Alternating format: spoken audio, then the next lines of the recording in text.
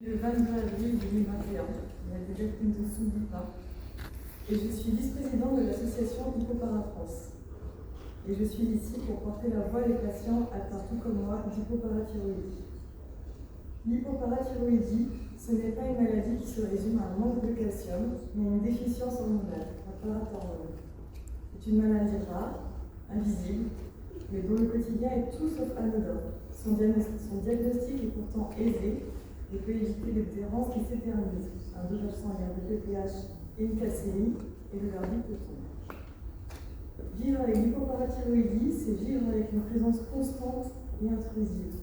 On ne peut pas lui dire non, elle est là en permanence. Elle est là en ce moment. Ce n'est pas seulement une maladie qu'on met dans des résultats de biologie. Une calcémie dans les normes ne suffit pas à être asymptomatique. Non. On ressent tout de même une grande fatigue, des fourmillements, des vibrations internes, des crampes, de l'anxiété, des douleurs osseuses, articulaires, musculaires, le brouillard cérébral, l'attention qui s'échappe, la mémoire qui se trouve. Lorsque nous n'allons pas jusqu'à la crise de tétanie, celle qui nous marque la vie et celle qui va marquer la vie de chaque patient. Chaque jour, il faut composer avec ce que l'hypoparathyroïdie nous impose. Au-delà des symptômes, des traitements, lorsqu'ils ne sont pas en rupture, les rendez-vous médicaux, médecins généralistes, endocrinologues, néphrologues, kinés, hospitalisation de jour, dentistes, ophtalmo, et j'en passe. Des examens, prise de sang régulière, des analyses d'urine de 24 heures, des ostéodensitométries, des échos rénales, et j'en passe encore. Et parfois des complications, des calculs rénaux, néphrocalcinose, cataracte, calcification, et j'en passe encore.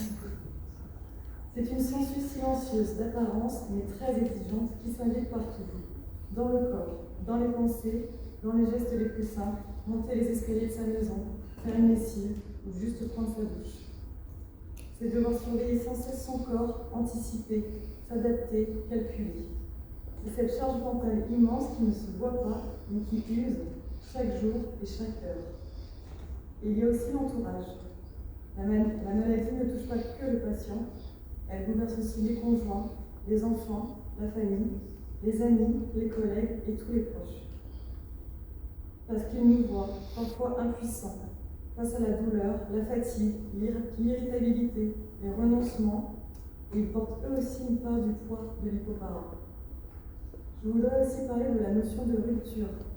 Moi, en tant qu'hypopara post-chirurgicale, l'hypoparathyroïdie, elle arrive brutalement. Une thyroïdectomie et hop, les parathyroïdes ne sont plus là et on ne nous avait pas forcément prévu. Avant, nous avions un corps qui nous obéissait et une liberté qu'on ne questionnait même pas. On ne soupçonnait même pas pouvoir perdre un jour. Ensuite, tout est redéfini. Il faut apprendre à dire non, à renoncer et à se réinventer. Beaucoup parlent d'un avant et d'un après comme une frontière invisible qui ne disparaît jamais. Mais l'hypoparathyroïdie, ce n'est pas une histoire de perte, c'est aussi une histoire de reconstruction. Petit à petit, nous trouvons de nouvelles forces. On développe une vigilance qu'on n'imaginait même pas, une capacité d'adaptation impressionnante et surtout une résilience. Celle qui naît de l'épreuve et qui permet malgré tout d'avancer.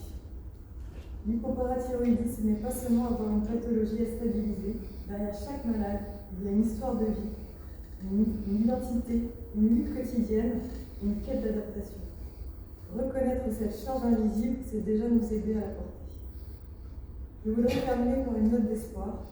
Oui, l'hypoparathyroïdie bouleverse nos vies, mais elle n'éteint pas la vie.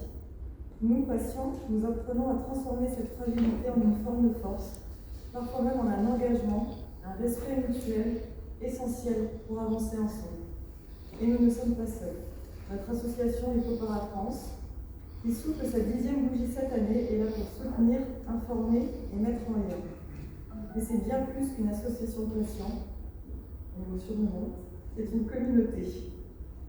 Un lieu où on partage nos difficultés, où on transmet nos tips, mais aussi on partage des moments de rire, de complicité, de fortes amitiés, et où l'hypopara, parfois, n'est plus au centre de nos vies. Et ça fait un bien fou.